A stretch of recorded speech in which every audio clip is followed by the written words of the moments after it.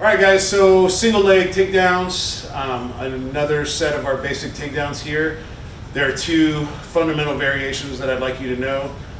The head outside single leg is our most basic version, also known as running the pipe in wrestler circles. And then the second one is going to be a head inside single leg, a little bit more protected for BJJ and protected from guillotines and things like that. They're both highly effective once you get good at it.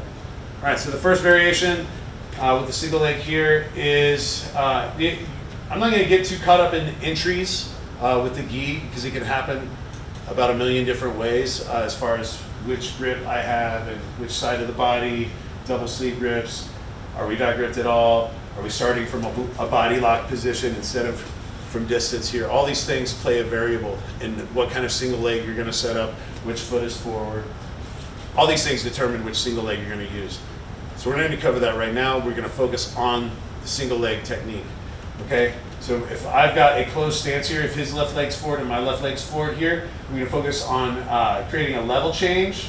So some sort of distraction up high, a level change, and then I'm going to reach in, scoop with my lead hand here, grabs behind the knee, and I'm going to bring it up to me. My right hand clasps my left hand. I'm going to bring his knee to my chest, and then when I bring this up to his chest, his hip comes on my shoulder, and I'm going to stuff his calf between my thighs here. I pinch my knees together in an hourglass stance here, and then I need to reset my upper body grips. So I've stuffed his leg, I'm holding it here. I grip his thigh. I grip with the other arm, I'm bear hugging the thigh here. I got my right shoulder shrugged, protecting my chin from the guillotine. And now I can take a step back, and I'm going to drive my inside shoulder to my outside foot.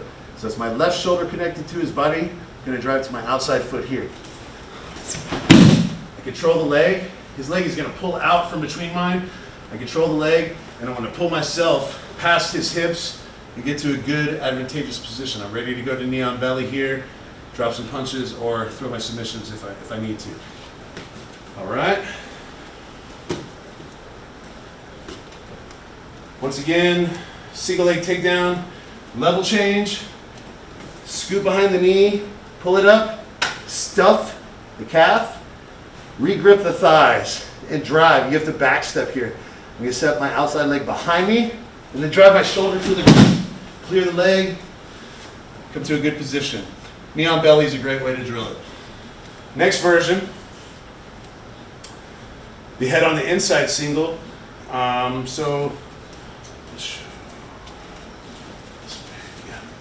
So the way we had our stance before, we had what was called a closed stance. It kind of makes a circle here between our feet. His left foot's forward, my left foot's forward. Head inside singles happen when this back leg ends up matching with their front leg. So we have what's now an open stance, and this is a lot of times when we end up with the head inside single. Okay? So to set it up, all we're doing is creating a distraction high that could be many things, and I bring my back leg to the front as I scoop the leg up here. So here I'm not pulling the leg to my chest, and I'm not trying to stuff his leg between my thighs either. I'm just going to pull. We call it a high crotch grip. I'm trying to run my forearm right up on the inside of his thigh here, near the groin but not at the groin, and then I gable grip. So my palm is facing down on my right hand, my palm is facing up on my left hand. All 5 fingers on the outside, gable grip here. I'm going to connect my head to his pec, and also my shoulder, which you can't see here, is connected to his ribs. So I have 3 nice connections here. My grips, 1. My grip is pulling his thigh to my belly. My shoulder is engaged in his ribs, and my head is engaged in his pec. My back straight's my head is up. And to create the inertia for the takedown, I'm going to create a circle step. So I'm going to step across him, and then this back leg is going to step behind me. So here, all these grips, I step across, step behind, dump and clear the leg in the same fashion. One more time. So this one, like I said, it can happen many ways. When we get here, step across, and level chain. Drive your head, come to a good position. So let me show that one in the air a little bit here. I'm coming, scooping his leg here, engaging my shoulder, and engaging my head as I step across and step behind and try and spear him down with my head. So come in,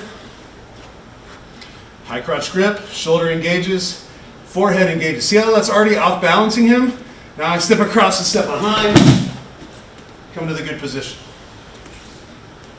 So the head, inside single leg, getting a nice connection there takes a lot of reps, and getting good at the entry takes a lot of reps.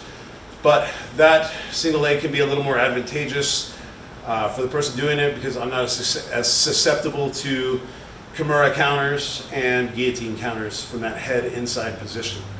So if Kenny was to set it up head inside on me, go ahead.